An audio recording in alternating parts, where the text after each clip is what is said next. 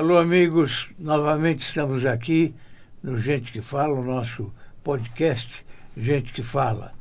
Hoje temos aqui a figura do José Aníbal, que todos conhecem, e vamos tentar arrancar alguma coisa dele que vocês não sabiam e vão ficar sabendo hoje.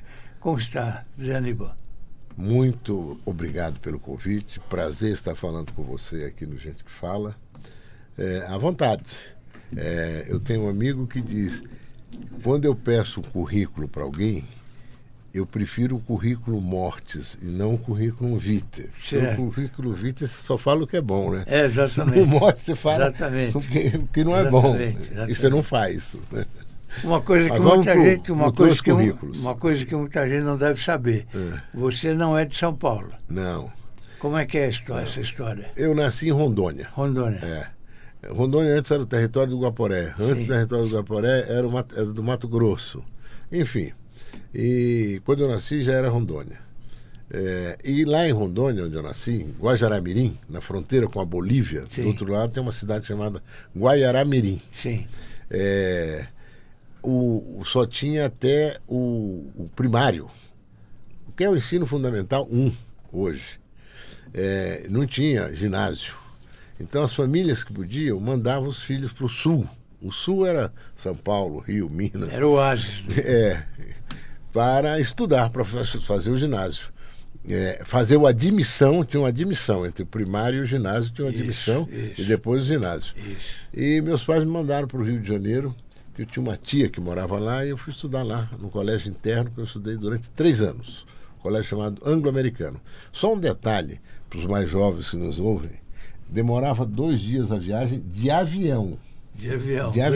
2 dias. Aquele famoso avião DC-3, que era um ótimo avião, mas era Rio de Janeiro, São Paulo, Araçatuba, Campo Grande, Corumbá, Cuiabá. Aí dormia lá. No dia seguinte era Cuiabá, Cáceres, Vila Bela, Forte Príncipe da Beira, Guajará-Mirim e depois o Acre. Puxa vida. E 2 dias de viagem. Quanto tempo você ficou nessa? Não, eu estudei no Rio durante 3 anos, 58, 59, 60. Se formou em economia lá? Não, lá eu terminei, eu fiz o primeiro ginasial, a admissão e o primeiro ginasial. Depois fui para o interior de Minas, em Lavra, no Instituto Gamon, grande escola, que tem uma grande escola de agricultura lá, né? Famosa escola, hoje é universidade. Então eu estudei lá, fiz o primeiro, o segundo, terceiro e quarto ginasial. Aí em 65 eu fui para Belo Horizonte para fazer o científico. Fiz o científico os 3 anos e entrei na Faculdade de Ciências Econômicas da Universidade de Minas Gerais com a Dilma Rousseff. Sim. Nós estudávamos juntos. Sim. Para o vestibular, né? Antes a gente não se conhecia. Mas por alguma razão nos conhecemos, aí estudava na casa dela. A mãe dela se chamava Dilma. Enfim, mas o importante é que o meu contato com a política começa já em Lavras. Porque o ônibus em Lavras só tinha uma linha que subia até lá o fim, depois descia. E o nosso colégio era na parte de baixo. E a gente fez um protesto contra o preço do ônibus. Qual foi o protesto? Nós deitamos no chão. Deitamos no chão. Outro dia eu descobri, em Brasília, uns 5 anos atrás, eu descobri um que participou junto comigo. Lá, e com outros. E interrompemos o trânsito e tal. Foi uma novidade na cidade. Assim, imagina, greve, esse moleque aí interrompendo o trânsito. Não tinha o trânsito que tem hoje, né? Mas foi uma forma de protestar e dizer que nós estávamos satisfeitos. E aí parece que houve uma mudança. O preço foi mais ajustado à inflação do que a ganância do dono da empresa. Lavras é a terra do Antônio Carvalho, que já foi embora para outra vida, mas ele era de Lavras. De Lavras. Antônio Carvalho. Uma bela cidade. Famoso Antônio Carvalho. O Instituto Gamon, onde eu estudei, era um colégio dos presbiterianos, acho, americanos. Sim. Mas era um colégio que tinha uma relativa independência, era um internato, mas você podia entrar e sair, só tinha hora certa para chegar até às 9 da noite ou 10, e que tinha uma excelente qualidade de ensino. Excelente. Eu fui em primeiro lugar aos 3 anos. Puxa vida. Na minha turma. E ao mesmo tempo eu era muito bagunceiro. Fazia muita bagunça, mas eu gostava de estudar. História, matemática, enfim. latim. A gente tinha latim Sim, naquela época, né? eu sei ainda um pouquinho das declinações até hoje. Não esquece mais. Né? É isso aí. E quando eu saí de lá, fui para Belo Horizonte em 65, fui estudar no colégio, 64, fui estudar no colégio de origem italiana, chamado Marconi. E aí vem minha segunda experiência política. No dia 31 de março, eu fui para o colégio, normalmente. Peguei o ônibus, 2 ônibus para chegar no colégio, ou 1. O fato é que chegando lá, eles falaram, não tem aula hoje. Mas como não tem aula? Não, está tendo um problema aí no país e tal, aí, negócio dos militares, uma coisa assim. Sabe? Todo mundo volta para casa. Dependendo da situação, nós vamos voltar a ter aula amanhã. Aí eu voltei, morava numa república com os primos, meus amigos. Todos eram mais velhos que eu. Todos já estavam em faculdade.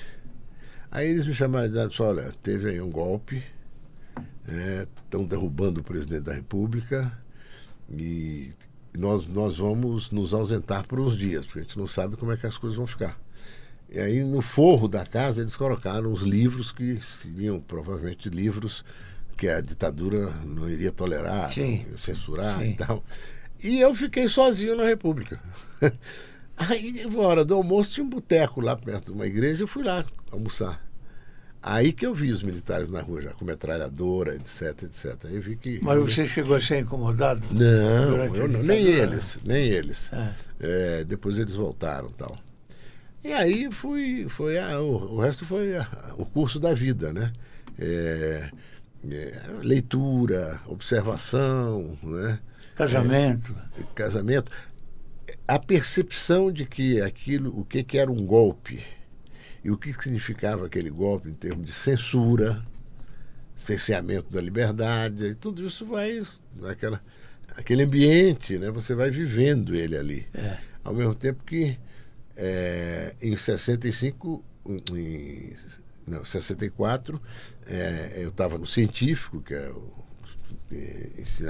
equivalente ao ensino médio hoje, e ali você já tinha mais conversas, né? As pessoas falavam mais, uma coisa mais... Eu não era mais interno, então todos os meus primos falavam da política e tal, da importância da democracia, das reformas que estavam sendo feitas tentando fazer o João Goulart, etc. Então a minha percepção, a partir dali, foi sendo de oposição àquele governo, ao governo militar. Aí quando entramos na faculdade, aí isso era muito mais efervescente ali, né? E foi minha primeira eleição, depois que eu entrei na faculdade. Eu ganhei para representante de turma. Sim. Eu tive 22 votos, meu adversário teve 21. Eu ganhei por um voto. Vida. O voto da Dilma. Da Dilma não foi seu. Não, foi meu, claro. Foi seu. Mas estou dizendo que eu brinco que eu voto na Dilma, porque eu acho que ela não é muito boa de ganhar voto. Então, o voto dela já foi suficiente para fazer a virada. Com o ato 5, aí a coisa ferveu, né? Aí, o ato em dezembro de 68, aí a perseguição começou a ser muito forte, né? Como eu tinha atividade no Grêmio Estudantil, representante de turma, no DCE, etc., acabei sendo expulso. Eu, nessa época, estava na Rádio Bandeirantes. E a gente escrevia, e tinha um sujeito da Polícia Federal ou do DOPS, cada hora era uma pessoa. Você fazia o texto, tinha que mostrar para o cara e ele dizia que tudo bem, pode pôr no ar e tal. Imaginar que esse pessoal tentou fazer isso logo agora, 2 anos atrás, né? Em janeiro de 22, né? Que coisa mais atrasada. O que acrescenta para o Brasil esse ódio, essa bronca? Eu reconheço que quando a democracia não entrega, quando a democracia não cria possibilidades, oportunidades, renda, enfim, esperança para as pessoas, há uma tendência a se questionar a democracia. Como se a democracia fosse responsável por isso. E usando-se da democracia, como é o fato, como fazem hoje personagens como esse Trump, o próprio Bolsonaro, etc., eles esculhambam a democracia, falam em liberdade. Liberdade não se pode dissociar liberdade de democracia. Né?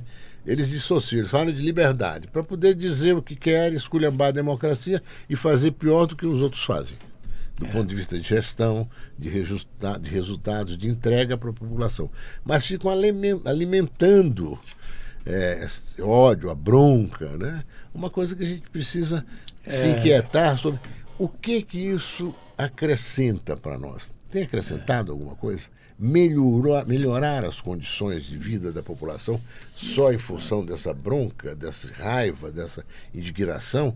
Nenhum problema de divergência, pode ser divergência mais intensa, menos intensa, mas esse ódio que ainda sobrevive, essa bronca, esse deputado que agora mesmo foi afastado por 3 meses, o sujeito é um raivoso, ele ocupa a tribuna, não é para falar de qualquer coisa. Olha, estou tentando trabalhar 2 escolas de ensino técnico para os municípios onde eu me elejo. Ensino profissionalizante. Ele ensina para esculhambar o mundo, todo mundo, não interessa quem, do jeito que ele acha que deve. Isso é uma coisa ruim. Então, naquele momento, a gente fez oposição também forte à ditadura. Não só no que a gente distribuía, nos papéis que a gente escrevia e tal, como na ação política. Eu nunca fiz ação armada, luta armada. Eu fui condenado, inclusive, por crime de opinião. Crime ideológico. Sim. Né? E fiquei uns anos meio desaparecido, que corria risco de se fosse preso. Tinha algum partido político já nessa época? Não. Tinha aquelas associações, né? VPR, Polop, enfim, grupos políticos, esquerdistas, Sim. etc. Em 73 a repressão ficou muito feroz no Brasil. Estavam matando gente demais aqui no Brasil. Prendia e matava. Muita gente morta. E aí eu saí do Brasil e fui para o Chile. Fiquei lá até... Teve um golpe no Chile também, em setembro, e finalmente eu consegui ir para a França. Fiquei lá 5 anos e meio, terminei meu curso de economia e comecei lá na França. Eu percebi que os franceses eram muito receptivos às lutas no Brasil, à resistência no Brasil e tal. Mas eles já não estavam tão mobilizados pelo Brasil, porque naquele momento você tinha uma repressão feroz no Chile, tem uma repressão fortíssima na Argentina, já no Uruguai, já estava começando. Então o Brasil já era uma coisa mais corriqueira. E aí eu tive uma ideia, junto com outros amigos, mas eu defendi muito essa ideia, de nós fazermos na França um comitê pela anistia política no Brasil. Pela anistia no Brasil. Né?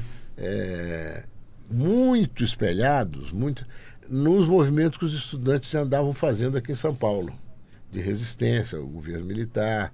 Já eram quase 20 anos eram 10 anos de governo militar, 12 anos de governo militar. Então havia muita resistência já aqui e acolá. E havia já um movimento feminino pela anistia aqui no Brasil. Então nós começamos a reproduzir, transmitir para os franceses e para a Europa, porque nós criamos, esses comitês foram sendo criados também na Holanda, na Bélgica, na Itália, acho que em Portugal, comitês pela anistia. E aí divulgando as lutas. Os brasileiros estão lutando. Os brasileiros estão indo à rua, estão se manifestando. Aquele trágico episódio da morte do Herzog. Sim. As pessoas foram... Aquele culto ecumênico na Praça da Sé, na Catedral. Foram vários movimentos que foram se desenvolvendo e que deram origem a todo o processo de redemocratização que consolidou no caso, com a morte do Tancredo, a posse do Sarney, né? Zé Nibel era editor de jornalismo da TV Cultura na época. Eu entrei lá em 1973 e saí em 1975 no comecinho, porque o Herzog já trabalhava lá. Ele era editor do Jornal do Meio-Dia e eu tinha um ótimo relacionamento com ele. E quando ele foi convidado para assumir a direção, ele me telefonou: Fausto, olha, eu vou ser o novo diretor daí. Gostaria imensamente que você continuasse. E eu tinha entrado na Cultura com Walter Sampaio, que era um jornalista que veio de Santos e tal. E aí eu achei melhor sair com o Walter Sampaio. e acabei indo, o Fernando Vieira de Mello me chamou, fui para a Rádio Jovem Pan, mas um período realmente muito difícil. É. Você era solteiro nessa época? Solteiro. Não, eu tinha uma companheira, Sim, né? sim. Mas não era casado, não. Tinha uma Sim. companheira. E só você falou de Fernando Vieira de Mello, para quem está nos ouvindo, Fernando Vieira de Mello foi um jornalista extraordinário. Nossa Senhora. E ele, Ele e o Alexandre Cadu. aquele túnel que passa embaixo da Faria Lima ali, na Rebouças, tem o nome dele. Né? E o filho dele também é um jornalista bem ativo. Mas com esse movimento lá na França, aí eu também comecei a publicar uma revista que era um conjunto de notícias do Brasil com alguma análise, abrindo caminho mais para uma informação mais conjunta sobre a situação no Brasil, cultural, econômica, social, política, chamado Conjuntura Brasileira. Saía cada 2 meses, 1 mês e meio e tal. Tiramos uns 30 exemplares da Conjuntura Brasileira. E aí a luta no Brasil cresceu, conquistou-se a anistia e eu vim para o Brasil em julho de 79. E ao voltar para o Brasil, por uma coincidência, eu desci no Rio de Janeiro, a minha advogada foi comunicar ao juiz que eu tinha chegado e disse, não, mas ele tem que se apresentar aqui, que ele vai ser recolhido. Eu falei, mas não, a anistia está sendo publicada, já todo mundo é público, notório e tal. Não, mas não sei o quê. A juíza disse, melhor você ir para um outro lugar que não o Rio de Janeiro, passar uma temporada até a publicação da anistia. E eu vim para São Paulo. Eu já tinha a intenção de morar em São Paulo. Eu já conhecia bem o Rio, tinha estudado lá quando jovem. Na clandestinidade eu passei um tempo lá. Eu vim para São Paulo e fiquei. Fiquei porque eu tinha primos aqui, fiquei inclusive na casa dele, amigos e tal. Quem foi o seu primeiro grande amigo aqui? Meus primos. Sim. E um grande amigo que eu tive foi uma pessoa chamada Pedro Calil Padis. O Pedro é uma figura extraordinária. Em Paris, ele dirigia um instituto ligado à Sorbonne. Ele foi exilado também. Escreveu uma tese sobre o café. Era um grande amigo, um bom amigo do Celso Furtado. Uma pessoa muito afetiva, muito receptiva. O fato é que nós finalmente, através dele, né, eu me posicionei daqui, dali. E fui, eu tinha amigos como Osmar Mendonça, que era do sindicalismo do ABC. O alemão. Na política você entrou aqui em São Paulo de que forma? Eu entrei. O PSDB foi o primeiro partido? Não. Eu entrei, eu fui fundador do PT, União do Colégio Sion. Aí sou eu, Mário Covas. Aí sim. Aí essa foto deve ser dos anos 80, claro. E eu participei, então, ali da fundação do PT. Até bigode você tinha. Até bigode. Mas um ano depois eu saí. Porque era muita disputa interna. O anterior era o Fernando Vieira de Mello. Você disputava... A foto anterior. O Fernando Vieira de Mello, olha aí. A gente está muito perto a nossa da tela. memória que está ruim. Não é o... Ele tem... É isso aí. Fernando Vieira de Mello, uma grande figura. Muita saudade dele. Enfim, então quando passar no túnel ali da Rebouças, por baixo da Faria Lima, é esse cidadão aqui. Que fez um grande trabalho como jornalista. Né? Fez. Aí já é mais atual com o Fernando Henrique. Nosso ex-presidente.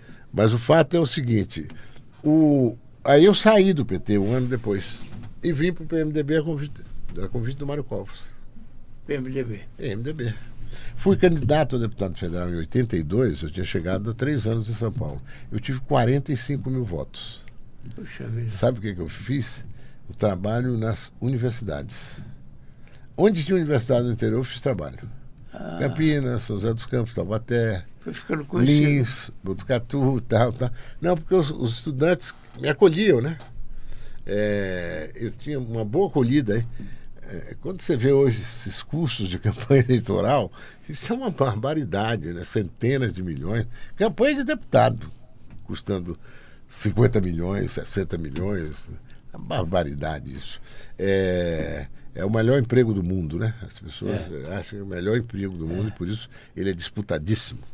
Mas o fato é que a gente fazia, por exemplo, pichação, colocar meu nome em lugares que podia colocar e tal, ou onde não podia, que todo mundo fazia, pegava radiografia, tinha um estudante de medicina, que as radiografias que eram jogadas fora, ele pegava, recortava e fazia o J, o O, o meu nome. Aí ia lá e pintava.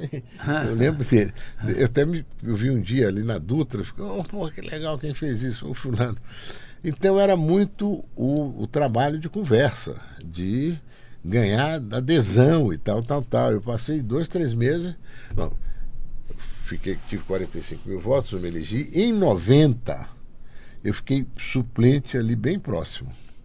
Segundo suplente, já no PSDB. E assumi em 92. Porque 3 deputados do PSDB naquela ocasião se elegeram prefeitos. Então eu assumi em 92, fui reeleito em 94, em 98, em 2002 eu concorri ao Senado, tive 5 milhões de votos, mas não venci. Em 2004 eu fui o vereador mais votado da cidade de São Paulo até hoje, 165 ou 167 mil votos. Em 2004, 2006 eu voltei a ser deputado federal, 2010 deputado federal, 2014 eu fiquei como suplente do Serra de senador e assumi durante 2 anos, em momentos diferentes. Agora, o que importa nesse processo inteiro, eu estou até começando a escrever um pouco memórias de todo esse período, né? Essa foto é o Fernando Henrique, o Aécio Neves. Esse aqui pode ser o Renan. Deve ser alguma conversa nossa no Senado, ela é mais recente. Bom, eu no PSDB, na convivência com o Mário Covas, que foi a maior liderança política do Brasil, no último quarto do século passado, né? O Mário é uma figura extraordinária. Ele tirou São Paulo de uma situação muito difícil. São Paulo não tinha dinheiro para pagar a gasolina da polícia e deixou São Paulo lá em cima, né? Recuperou toda a credibilidade, austeridade, integridade. O Mário foi uma figura política, um líder extraordinário. O Fernando Henrique um dia me disse, há uns anos atrás, a pior desgraça do Brasil foi a morte do Mário Covas. O Mário Covas morreu em 2001. Esse ano foram 24 anos da morte do Mário Covas. Ele morreu em 2001 e o Fernando disse, se ele não tivesse morrido, ele teria me sucedido. E com aquela energia que ele tinha, aquela cabeça de engenheiro, né, ele poderia ter estruturado o Brasil nos primeiros 10 anos do século com aquela montanha de dinheiro que o Brasil começou a entrar aqui pelas exportações para a China, né? Que comprava do Brasil. Tinha uma personalidade marcante. Né? Marcante, um homem de decisão, né? Duro. A população gostava. Duro e ao mesmo tempo agregador. Exercia liderança por ser realmente líder, por entender as pessoas, por procurar sintonizar e fazer o que era mais urgente para a vida das pessoas. Não só do ponto de vista imediato, mas do ponto de vista estrutural, para frente. O Brasil precisava se estruturar mais. Ensino técnico-tecnológico, eu fui o secretário de Ciência e Tecnologia, nós reativamos as FATECs. As faculdades de tecnologia, que eram 7 quando eu entrei. Quando eu saí eram 12. Fiquei 2 anos lá. Depois, hoje já são 80 em São Paulo. E tem as escolas técnicas também. Enfim, o Mário tinha essa visão, me deu um respaldo enorme como secretário. Disse, tocar, vamos lá. E tocamos. A primeira, inclusive, eu fiz onde ia ser um cadeão lá em Aie Carvalho, na Águia de Aia. Hoje é uma imensa FATEC. Mais de 1.500 alunos. Mas o fato é o seguinte, o que importa, olhando assim para trás, Fausto, o que eu vejo é o seguinte, a grande mudança no Brasil nesses últimos 40 anos foi a redemocratização, a primeira delas, em 84. Reconquista da liberdade, do direito de opinião, a democracia plena, liberdade de organização, etc. Começamos a respirar. Depois disso, foi o plano real. Eu falo isso, escuta, o que ficou, o que sobreviveu? A democracia, que nós temos que preservá-la dia a dia, e o plano real, que a sociedade quer que ele seja preservado todos os dias. A sociedade não quer inflação, o plano real acabou com a inflação. teve 4 ou 5 planos anteriores tentando acabar com a inflação na merda. Era gigante, na né? marra. Gigantesca. 100% ao mês. É. Eu falo, quando falo com os jornalistas mais jovens, eu falo, ó, se tem que você está usando, custou R$100. Na inflação era, hoje, dia 8 de maio, custava R$100. No dia 8 de junho custava 200. Aumentava 100%. Isso é real, não é da minha imaginação, Os comerciantes não. tinham que ter aquela maquininha Aquela para trocar maquininha o preço. que não tinha valor. De um dia pro outro. Tinha um código, código de barras que o preço era mudado lá na central, dia após dia. O fato é que esse plano real hoje é tão verdadeiro que ele é parte da memória da população, da cultura dos brasileiros hoje, que uma das razões que o governo cai é quando a inflação sobe. Porque você vai comprar o feijão, vai comprar o arroz, ele diz, opa, aumentou 20 centavos, 50 centavos, esse negócio não está bom. Daí a pouco sobe mais 10, 20, 30 centavos, ele, opa, já me comeu R$1 no quilo, já me comeu R$2. No caso de vocês, um iogurte, não vou nem falar de ovo, tudo bem, parece que está mais ou menos equilibrado agora, mas é o conjunto da obra. Há um esforço, eu reconheço até que o Haddad ele faz um esforço enorme, mas as resistências são incríveis. O Brasil tem uma vocação para ser um país desigual, absolutamente desigual, que é impressionante, você não consegue romper. Quando a gente conseguiu avançar na inflação, que o comentário da época, né? Agora o meu salário está chegando no final do mês. Agora eu estou podendo comprar. Uma vez eu estava em casa e o Paulinho da Força estava lá conversando comigo. E meu filho, o filho que eu tive, que morreu, infelizmente, ele falou, pai, dá um dinheiro para mim. Eu dei R$5 para ele. Aí ele falou, pô, pai, só? Aí o Paulinho virou para ele e falou, Ulisses, R$5 você compra uma lata de óleo, um pacote de macarrão, uma galinha e ainda pode pegar outra coisa. A galinha era R$1,50, R$2. Uma galinha, um frango. Pacote de macarrão, uma lata de óleo. O Paulinho falou uma outra coisa. R$5. Foi do tempo em que 90 centavos de real comprava $1, né? Sim. O real era mais... Mas tudo bem, desvalorizou, agora é 5 alguma coisa dólar. Né? Mas de qualquer maneira, a inflação foi domada. Acabou a inflação. O Brasil passou a aprender a conviver com a inflação que fica na faixa de 3, 4, 4,5. Quando dá repique, as pessoas registram imediatamente com razão. O trabalhador, o autônomo, fala, meu salário voltou a ser comido pela inflação. Você esteve na Câmara Federal, esteve no Senado também. Qual é a casa mais difícil?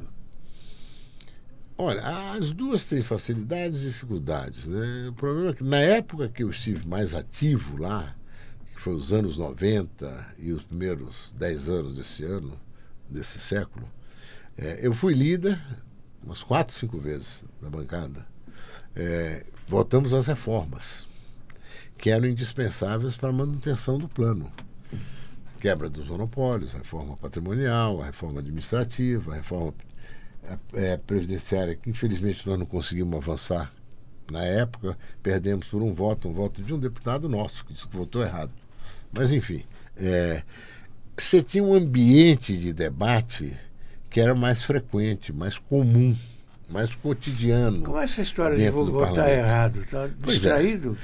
Distraído. Então, ali tem sim, não e abstenção. Marca não em vez de sim. Mas, enfim, o fato é que... Estava cochilando e na hora e era uma decisão importantíssima. Né? O fato é que nós tínhamos um ambiente de debate. Eu fazia muitas conversas na minha casa, juntava gente do PT, do PMDB, do PDT, de diferentes partidos, para a gente conversar um pouco. Vamos conversar sobre o que nós estamos fazendo. O processo não era para xingar o outro. Você é isso, você é ladrão, você... Até porque não tinha esse coeficiente de corrupção que tem hoje na atividade política no Brasil. Isso foi longe demais. E está indo cada vez mais. Agora mesmo, querendo aumentar o número de deputados. Isso é um delírio. Você viu quanto prevê para o aumento, o custo do aumento, no caso de 18 deputados, 65 milhões por ano. Dá 4 milhões por cada deputado por ano. O salário é 40. Você imagina o quanto tem de penduricalho, de passagem aérea, do isso, daquilo outro. É um parlamento provavelmente per capita o mais caro do mundo. Não dá para continuar assim. Como é que As você... emendas é dinheiro de hoje, uns 2 milhões de reais de emenda. É emenda de 300 mil, 400 mil reais. E você tinha que ficar batalhando junto ao ministro, o pessoal do ministério, para liberar a tua emenda. Sim. Para um poço artesiano, para uma coisa assim. Sim. Claro que devia haver desvio também. Sim. Mas agora elas são 50 bilhões no ano. Significa, para cada deputado e senador, dividindo esses bilhões pelo número de deputados e senadores, significa 80 milhões de reais por ano. Em 4 anos ele libera 320 milhões. A bola da vez agora é o INSS, né? Dinheiro dos aposentados. Dramática. É uma situação... Quando você tem hoje recursos tecnológicos, inteligência artificial, que podem zerar, blindar uma instituição como o INSS e não blinda, você está sendo, no mínimo, licencioso. Está admitindo que pode até ter problemas, mas isso é assim mesmo, sempre foi assim. Não, você tem tecnologias hoje que podem blindar o INSS e qualquer outra instituição de qualquer desvio de dinheiro. Não, o cara vai fazer com criptomoeda, que vai fazer com o que ele quiser. Você tem programas, né, que te dão consciência ou condições de blindar todos. Os bancos não são blindados? Eles não têm lá os programas de cibersegurança, segurança espacial, segurança... não tem a lei de proteção de dados, não tem... avança nisso, cara. Porque uma das formas de você melhorar credibilidade tão escassa, tão quase próxima a zero, do poder público junto à população, os nossos ouvintes, as nossas ouvintes, os brasileiros, é dar toda a satisfação do que está sendo feito através dos recursos tecnológicos que existem hoje. Você quer um exemplo? O governador do Recife, o João Campos, foi reeleito agora com 80% dos votos. Sim. A administração dele está toda no celular. Sistema de saúde, sistema de educação, vaga, programar exames. Conheci muito o pai dele. Por que não faz isso? Uma instituição... Sabe qual é o orçamento do INSS esse ano? 1 trilhão e 50 bilhões de reais. 1 trilhão. Agora, esse escândalo com certeza vai repercutir na eleição presidencial do ano que vem. Se o governo não fizer uma ação forte, devolva até o último centavo de cada expropriação feita, roubo, cada assalto, trabalhador, né? Aos trabalhadores aposentados. Se tirar 20, 30 reais de um trabalhador aposentado, 40, com salário médio no Brasil, aí você põe aí 2 mil reais, né? A maioria dos aposentados deve estar nessa faixa. Você tira 40 reais dele por mês, você está tirando um pouco de carne, né? um pouco de feijão e um remédio, que é tão caro. Caríssimo. Embora tenha remédios mais baratos, farmácia popular, etc., mas sempre sobra. Então você está tirando de quem não tem margem nenhuma, está cuidando o centavo ali. Mas como é que você vê o futuro do nosso país hoje? Eu torço para dar certo. Sim. Mas eu acho que está muito travado. O Brasil, o poder público no Brasil, o patrimonialismo é dono disso aí. Ele se encastela ali. Por exemplo, incentivo e benefício fiscal. Você tem uma empresa que está inovando um determinado aspecto tecnológico, produção industrial, de serviços, de área que for, e você pede um incentivo durante 3, 5 anos. Estou simplificando. Ou seja, você pagar um pouco menos de ICMS, você pagar um pouco menos disso, o governo abre mão de te cobrar 10% de ICMS e passa a te cobrar só 5%. Para que, na expectativa que os outros 5% que você vai poupar, não vai pagar, você vai fazer com que o teu negócio possa se desenvolver mais, se torne mais competitivo, empregue mais gente, seja capaz de exportar, coisas assim. Aí você vai, o governo te concede isso e tal, ou o parlamento vota, né? Faz um processo nesse sentido. Só que hoje são 600 bilhões de reais de incentivos e benefícios fiscais. Quer dizer, o governo deixa de arrecadar 600 bilhões de reais. É muito dinheiro. Porque ele dá de incentivo para setores que não precisam de mais incentivo, coisa nenhuma. Os setores incentivados, eles fazem lobbies no parlamento. É o lobby da agricultura, o lobby da ferrovia, o lobby da remédios, da indústria farmacêutica, é o lobby da tecnologia. É uma grande festa. Todos legítimos, etc, etc. Nos Estados Unidos são legalizados, inclusive. Todos legítimos. Você vê que o setor X, não vou nominar nenhum, mas enfim, o setor X já não precisa mais de incentivo fiscal. Você faz uma análise anual para ver como é dinheiro que você está abrindo mão. Você devia fazer. Eu apresentei no Senado um projeto para isso, mas não avançou. Para analisar os incentivos e benefícios fiscais anualmente. Até o próprio Senado pode fazer isso, tem qualificação técnica para isso, mas não passou. Então, quando você ameaça mexer no setor X, diz, não, isso aqui não precisa mais. Esses caras já estão incorporando isso ao lucro deles, tal. Estão deixando de pagar imposto, né? E tem que voltar a pagar, voltar a contribuir, até para você incentivar outro. Mas no Brasil você não volta atrás nunca, incentivo e benefício fiscal. Não deixa.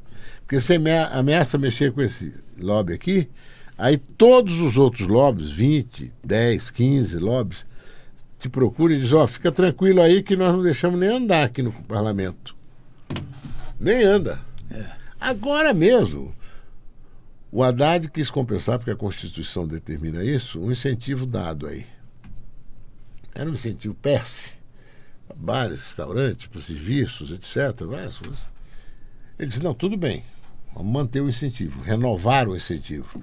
Mas pela Constituição, você abre mão de uma receita e tem que ter você abre mão de uma receita, você passa a transformar. Isso é uma despesa que você vai fazer, mas você tem que compensar. Claro. Não deixa compensar. Não vai compensar. Então, o mundo da política hoje no Brasil está muito monetizado. Você continua no PSDB? Continuo no PSDB. Presidente aqui em São Paulo? Municipal, do Diretório Municipal. Você... Eu acho que é natural, é bom que haja uma convergência política em alguns pontos, fazer um acordo sobre pontos essenciais. Essa questão dos benefícios fiscais, a questão dos altos salários. É um insulto essa história de querer aumentar o número de deputados, uma certa compostura, moralizar um pouco isso aí. Agora, como é que você vai recuar esse avanço extraordinário? Isso foi o Bolsonaro, em troca do impeachment, de não ter impeachment, ele abre as torneiras aí para o Congresso. O Congresso foi com toda a força em cima e hoje tem mais poder de investimento, não individualmente, mas embora seja muito forte o de cada deputado e senador, mas no conjunto eles têm mais poder, mais recurso do que o executivo. O presidente da República e o Lula, ele tem tido dificuldades, ele não tem feito mais a articulação política como devia ser feito, ou o governo dele. O governo dele não é bom. Não é um governo que tenha muita eficiência, muita competência. Tem alguns ministérios que realmente trabalham, operam e tal, mas tem outros que não. E no conjunto da obra, eu acho que ele tem tido muitas dificuldades. Tinha que inovar mais, não é? Tinha que ser mais audacioso. O Brasil tem oportunidades enormes de reindustrialização. Não só essa indústria que o Brasil tem hoje, mas novas indústrias. Na área de energia, o Brasil tem oportunidades infinitas. O Brasil pode atrair investimento de toda a natureza e não consegue, essa equação não fecha. Tem alguém que é contra isso. E eu acho também que essa Faria Lima é um atraso, né? Essa Faria Lima ali é o centro da especulação. Sim. E tem um poder enorme. Sim. De influência, inclusive, sobre o parlamento. Sim. E de mídia. Veja, Exame e outros meios de comunicação, todos são dominados por esses grupos econômicos financeiros. Não tem nenhum problema que eles existam. A minha preocupação é o peso que eles têm para inibir a atividade parlamentar, para criar dificuldades, para transformar. Nós estamos vivendo essa taxa de juros de quase 15%. Pensa num sujeito que tem um negócio. Eu tenho um negócio. Você tem. Eu tenho um negócio de loteamento. Ele não vende. O cara fala, pô, eu vou pagar 50 por isso aqui, que não vai valorizar imediatamente e tal, por um lote, uma coisa, sei lá. Ou vou pegar esses 50 e pôr no mercado financeiro. No mercado financeiro eu ganho mais, seguro, tudo certo, tal. Até porque eles criaram, agora com esse Banco Master, que é um escândalo isso aí. Isso aí, qualquer lado que você analise, esses caras que vão dar um cano. E vai sobrar para quê? Para um fundo de compensação, que é dinheiro nosso. Que eles tinham que reservando, criar esse fundo para emergências como essa.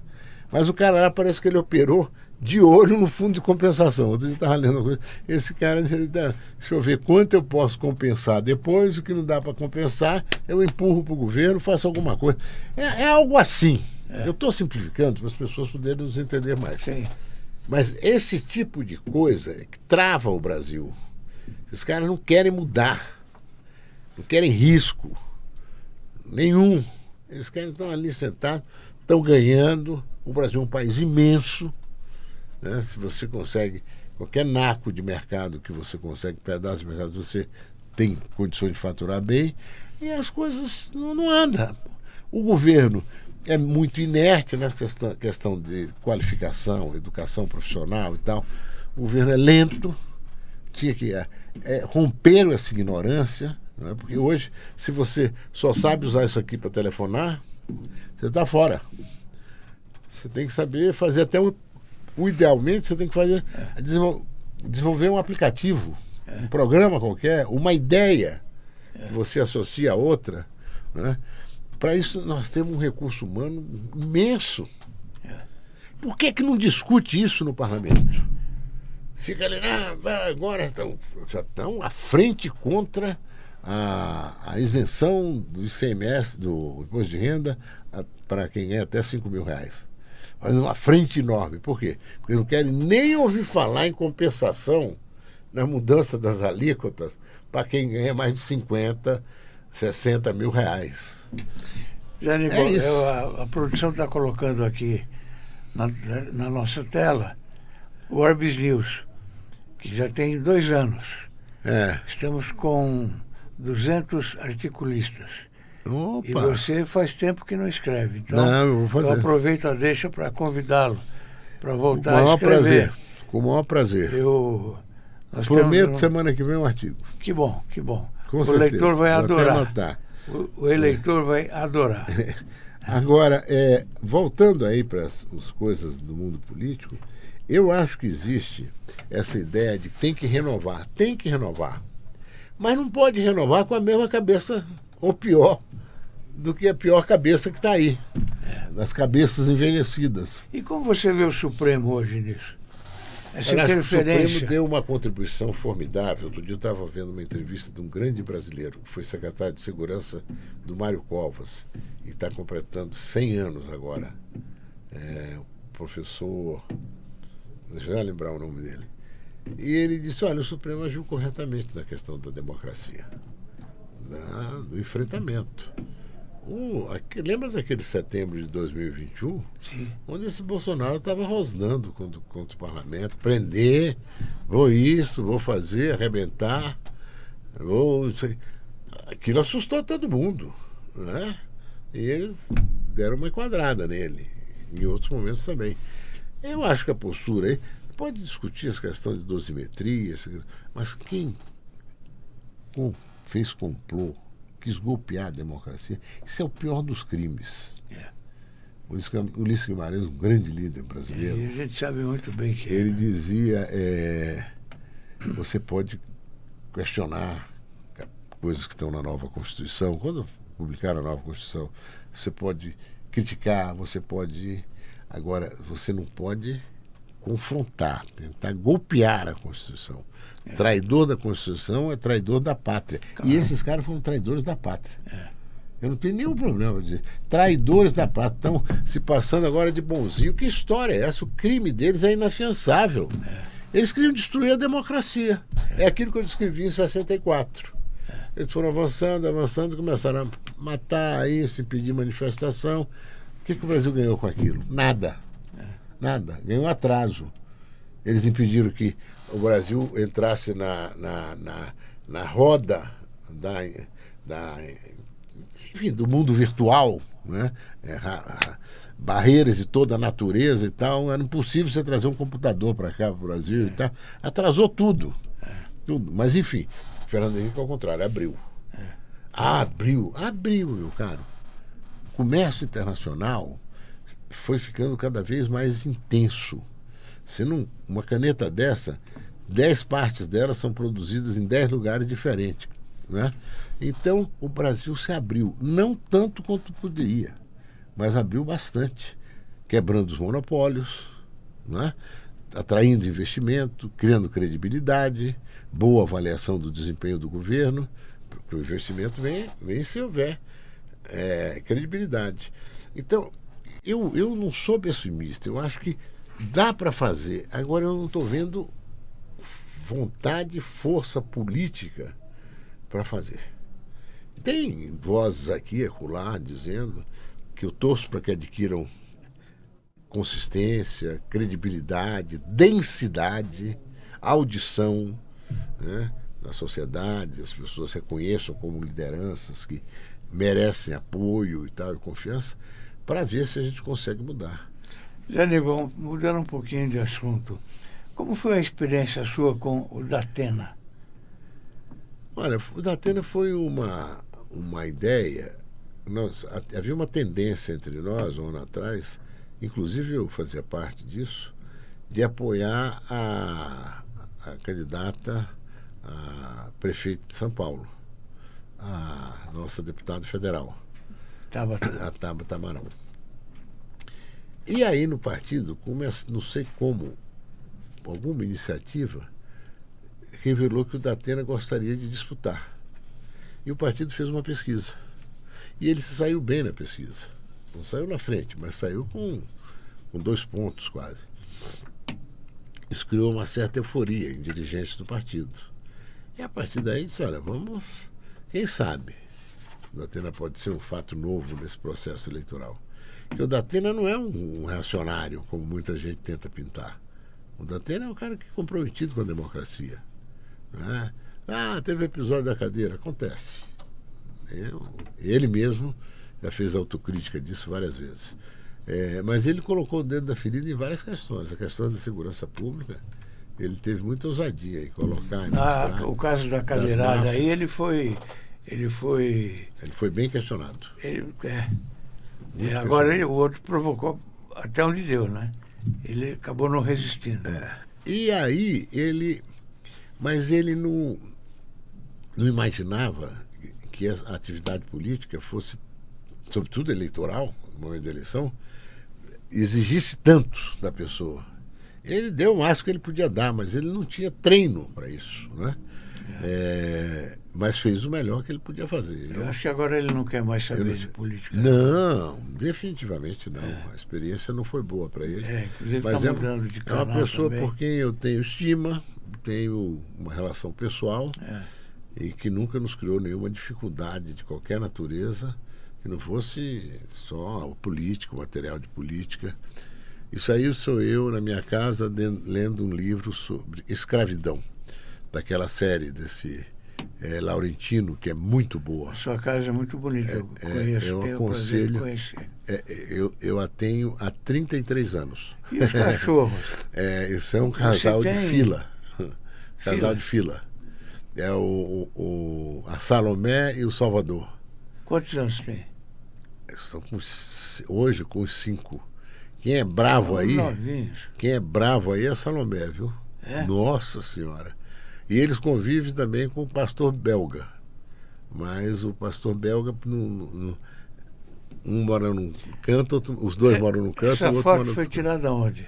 Lá no sítio, no meu sítio. Um sítio que tem aí, eu tenho lá em Biúna. Há 28 anos. 28 anos. O tempo passa, hein, Fausto? Nossa Senhora. Pelo amor de Deus. A Salomé, em 2022, ela deu cria a 11 cachorros. 11. Nós tivemos um cachorro para todo mundo. Foi cachorro até para Brasília, um amigo nosso de lá. Mas ela é muito, muito brava. O fato é que eu hoje estou fazendo essa reflexão e esse apanhado, um pouco de memórias. Não é? Vai escrever um livro? Estou escrevendo. Está escrevendo já? Já comecei. Escrever um livro é um processo trabalhoso. Não sei que você faça uma coisa assim, muito no vale tudo, né? Então você tem que elaborar, pensar, e contar a história do que você viu. Contar a história que eu vi e tal. Mas o que eu vejo muito é aquilo que falávamos há pouco. A gente evoluiu. Eu tinha expectativa de que a gente evoluísse mais. Você quer um episódio que o Fernando Henrique pôs isso no livro dele também. No dia seguinte à reeleição, à votação da reeleição, o presidente me convidou para almoçar, convidou o Sérgio Mota e a mulher dele, claro, a dona Ruth. E nós fomos lá almoçar, Sérgio Mota e eu.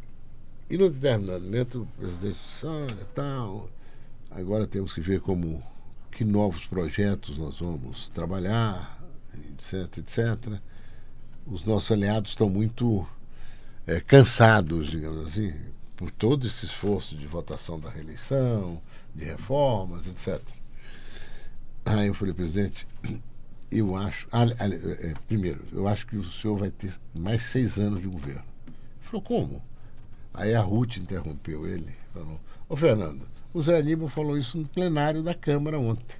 Eu fui o último a encaminhar voto no segundo turno da reeleição. Antes de mim, o deputado Schnagler, que continua lá, um deputado do PT, um sujeito correto, ele fez um discurso dizendo, esse projeto só interessa principalmente a esse presidente Fernando Henrique, que quer se reeleger, etc, etc.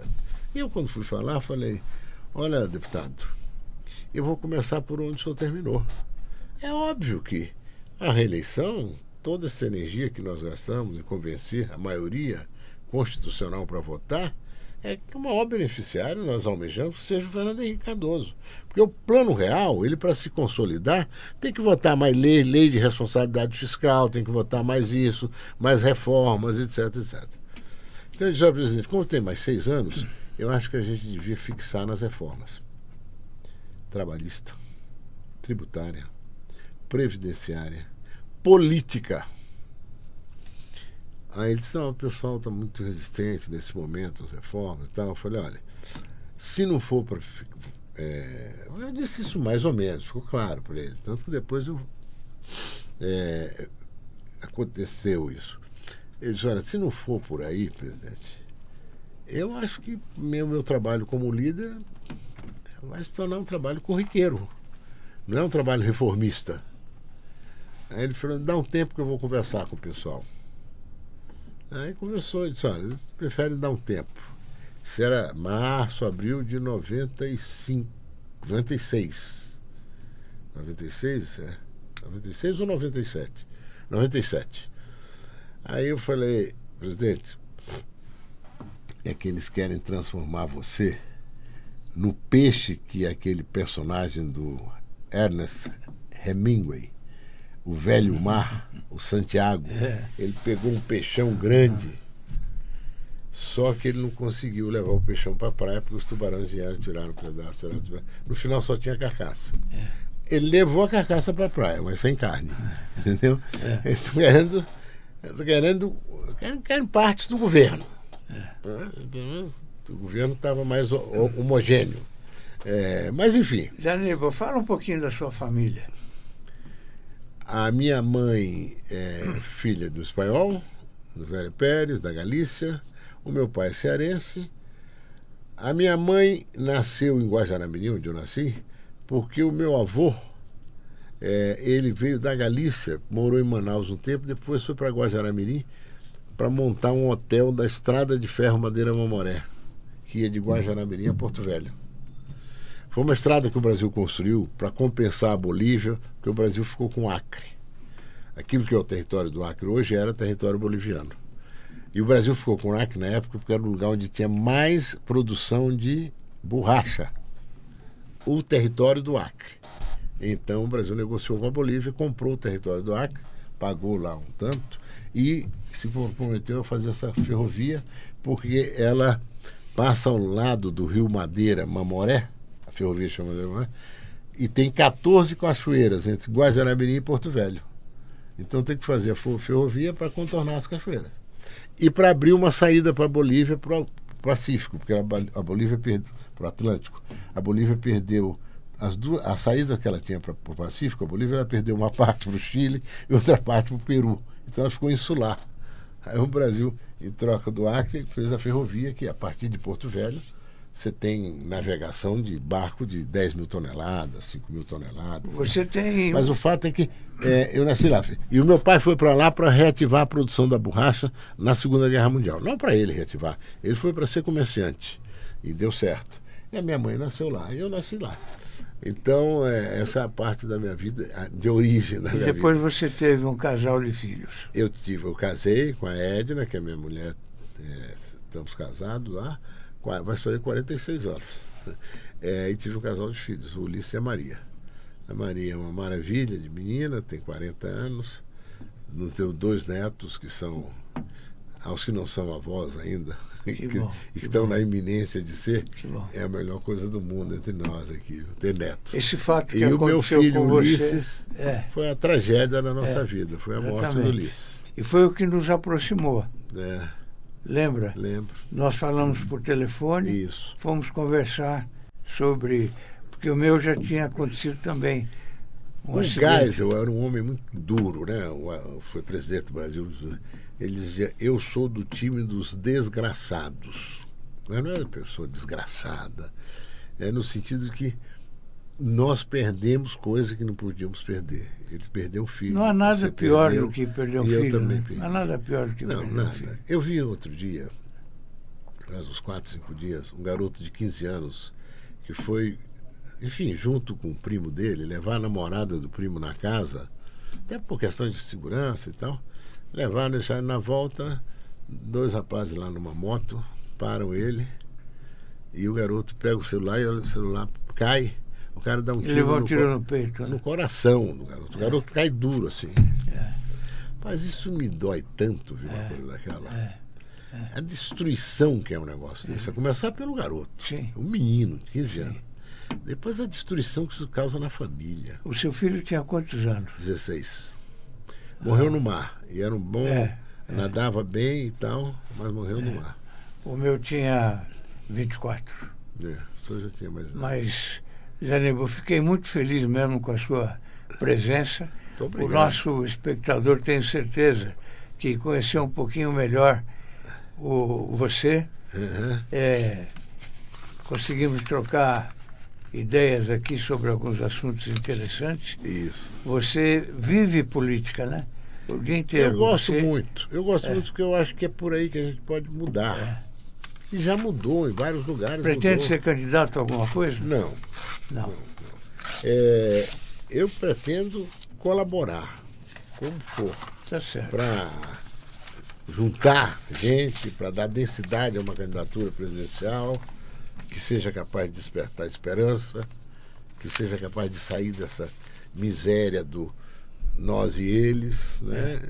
Tudo bem. Isso tem que acabar. Se confronte, mas com civilidade e democracia. Fiquei muito feliz realmente com a sua presença. Nós estamos na TV aberta, estamos nas redes sociais, Facebook, YouTube, Instagram e também na AltV, viu?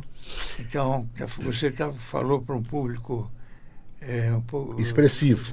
E espero que tenha conseguido dizer coisas que, de algum modo, sensibilizam quem estiver nos vendo ou ouvindo. Muito obrigado pela sua Obrigado presença. a você. E ao nosso espectador, até a próxima. Amanhã.